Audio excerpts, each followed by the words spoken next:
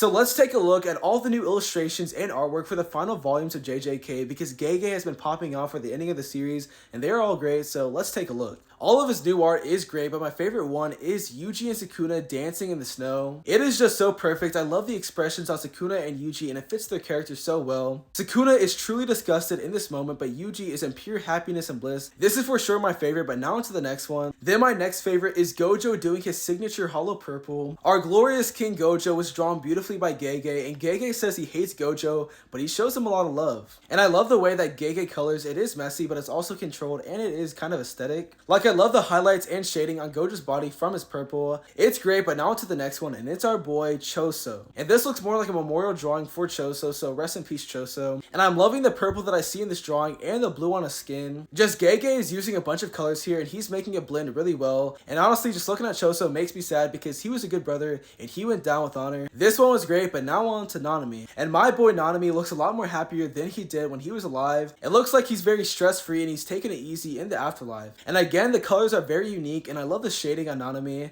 This one makes me very happy, but now onto the volume illustrations. The first one we got is of child Yuji and he looks great. He was innocent and happy here and he didn't have to worry about curses or anything like that, so this is great. Now onto the next one. The next one we got is young Arame, and I think this is a parallel to Yuji because Yuji's grandpa is technically Sukuna's brother and they are both looking over two children. We can see the differences in how they grew up and how they lived, but ultimately Yuji's grandpa and Sukuna cared about these boys. And we also needed more spotlight on Arame and we got it right here. But yeah, this is great. Now to the next one. And then this next one we got is of tall Gojo and he's standing over the OG cast. And I guess Gege did this for laughs and giggles, and it's not that bad, it's pretty funny. This is interesting. Now to the next one. Then this next one we got is of Yuji's grandpa and Sukuna. It's been confirmed that they are brothers, and that makes sense, and they do kind of look similar right here. But yeah, interesting drawing by Gege. Now to the next one. Then the next one we got is Yuta Okotsu. Yuta's looking a little anxious right here, and I don't know why, but it's good art. It's good, but now to the next one, and we have Todo. And bro is being a chat, and he's putting his hand up saying, hey, no questions. Todo is one of my favorite characters, so I'm glad he got this. This next one we got is of Miwa, and this looks beautiful. And Gege hates on himself, and he says he can't draw women, but right here, this looks like one. Yeah, Miwa looks great here. He cooked.